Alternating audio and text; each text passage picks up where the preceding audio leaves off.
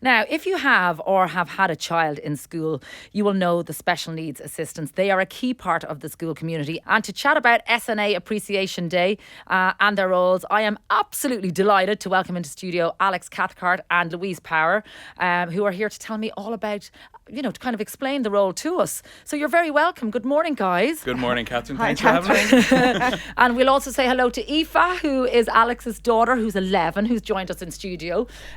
She is delighted to be here. You're looking mighty, Aoife. I'm admiring her stitch top.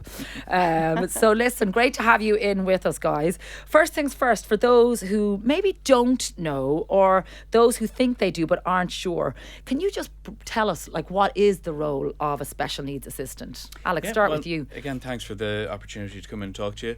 I suppose SNAs are an integral role in the school for helping some students access education that without our support, that it might be beyond their capabilities. Mm-hmm. So primarily we're in a care providing role. So it's feeding, toileting, movement breaks and that. And these are kind of the things that might have held students back from being able to attend mainstream or special classes. Okay, and Louise, how long have we had SNAs? Well, I myself have been an SNA since 1999, so I'm 25 years, but we have colleagues that have been 40 years SNAs and more and are now retiring or have retired, so it's gone on a long time.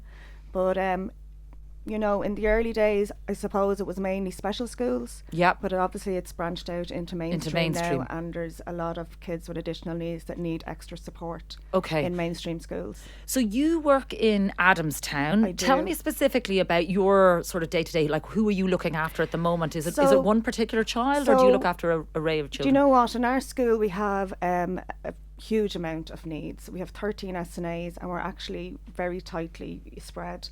I myself am looking after 5 children in one classroom, so I'm juggling 5 children. So 5 children in a class of what would that be? 30? 26. 26, okay. So some might need more attention than others, and then every day, as you know, is just so different. So every day you don't know what might crop up. So you just have to be there to give the needs as best you can to each child. Especially movement breaks. Movement breaks is a huge part of the day, just to help them regulate and get them being able to just do their work or just be part of the class. Sure. And Alex, coming to you then, because I know you're in the same school in Portlaoise for a long time now. Yep, no, I qualified as an SNA at the end of Easter and had an interview on that Friday and started in Portlaoise Educate Together National School 2 weeks later. And I've been there for the last 15 years. Wow. And that was a school that was growing at the time. So the school had only been open for 2 terms at the time. So we only had, I think, maybe 50 students when I started, and we're now up to 450. We've just been progressively getting bigger over the last 2 years. We're going 3 stream. So we're going to continue to grow for the next 4 years or so. And during that time we added special classes. So it's gone from being a tiny little small close-knit community to a very large school, and again like that with a whole variety of needs, we would at times be trying to integrate people from our special classes into mainstream education. Yeah. And can I ask you, do you feel that you're getting enough support? Because obviously there is, it's a very tough job, and maybe explain to me some of the issues that you see coming through the union. Yeah, well, I suppose every school is a different environment. So as union reps, we hear from SNAs all across the country, and the difficulties vary very much from school to school. The school I'm in is a school where we as SNAs as a group are extremely well supported by management, teacher colleagues and the board. But there's other schools where there can be respect issues, but I suppose where we... And when you say respect issues, is that between teachers and SNAs or...? Not necessarily, but sometimes there can be an issue with the allocation of tasks to SNAs. I get you. And okay. At times they can be asked to do things that actually aren't really appropriate to their grade, and be put under pressure to kind of work above and beyond what we are contracted to do. So, but other issues, and it's kind of what Louise referenced there, is kind of being spread too thin. Right. Like I'm in a very unusual circumstance that I'm actually with one class and primarily a student for the whole course of the day.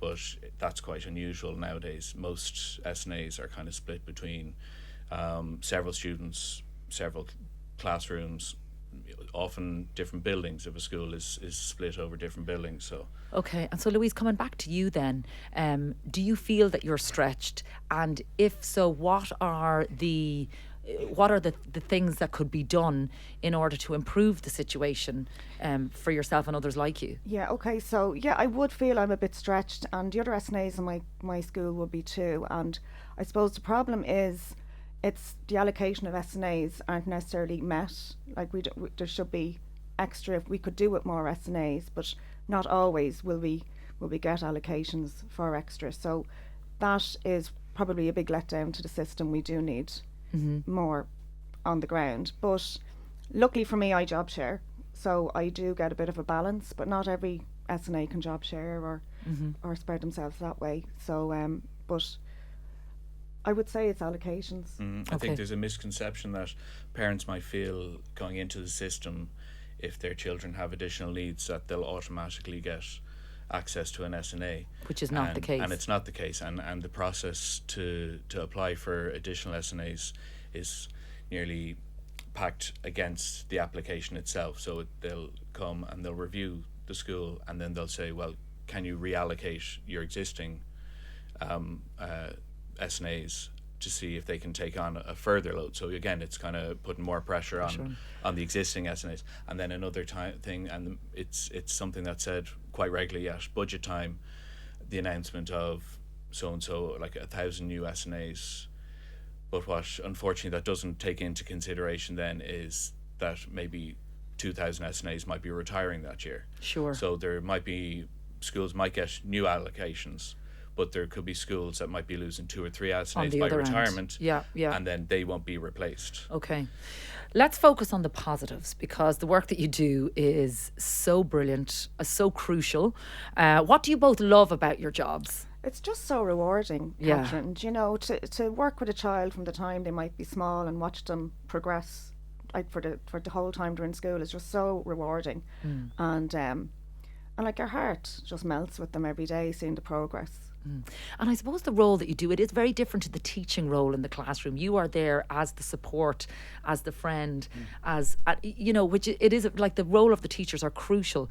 But when you are in a position to be able to help a child progress and gain confidence and stay in mainstream education, that is such a privilege, Alex. It is, and it's funny, like we'll probably hear things that the teachers will never hear. Cause, it's not just the students that we might be working directly with. Students in their kind of proximity kind of develop a relationship with you as well. And actually, when you speak about things I love about the job, I just mentioned it to Louise on the way in. It's Deb season in Portlaoise at the minute, and one of the things I love doing is looking at the Deb's photos coming out on the local media and spotting the past pupils that we might have worked with and seeing them now as 18-year-olds about to head off, some of them to college. And I think that's one of the most rewarding things, is because it's a nice town that you do bump into parents in that. Incredible. And hearing students taking on third level education that at a time might have been thought far beyond their needs. Yeah, and it also like harks back to the importance of early intervention, and when you can work with somebody at a young age. Okay, so SNA Appreciation Day, it is, as I said, the 25th of September. What can we do at home? What are we being encouraged to celebrate, and how can we celebrate the SNAs? Well, it's what we're trying to encourage is the whole school community. So this is the second year that Forsa have run this occasion. So last year it was quite SNA driven, so people bringing in cakes and treats for their colleagues and kind of just getting together like that. What we're trying to encourage this year is for the whole school community to come in and recognise the SNAs within their schools, especially kind of small schools where there might only be 1 or 2 SNAs. Like we both work in quite large schools, and ourselves as a group in the school are very visible in that. But small country schools that might only have a single SNA, it would be brilliant just for board of management, teaching colleagues or parents just to come in and do something to recognise the amazing work, because I can guarantee you that they're going above and beyond their responsibilities every single day there in that school. And I think as a parent sitting here listening to you, I've got 2 girls, and I haven't had to use an SNA yet. That's not to say I never will, but it's really important that I educate myself as to the roles, the responsibilities that SNAs play within the school community as well. Yeah. Absolutely. My own daughter, there's an SNA in her classroom for another child, but she adores the SNA because the SNA just goes over and beyond with the other children in the classroom. Sure. So, they are great resource. All right, listen, guys, thank you so much for the work that you do. Thanks for coming into studio. And as I said, we are celebrating SNA Day. It's September 25th, and it is well worth looking into. Guys, thanks for coming in this morning. Thanks, Let's get Kathryn. some Thank more you. music. Kathryn.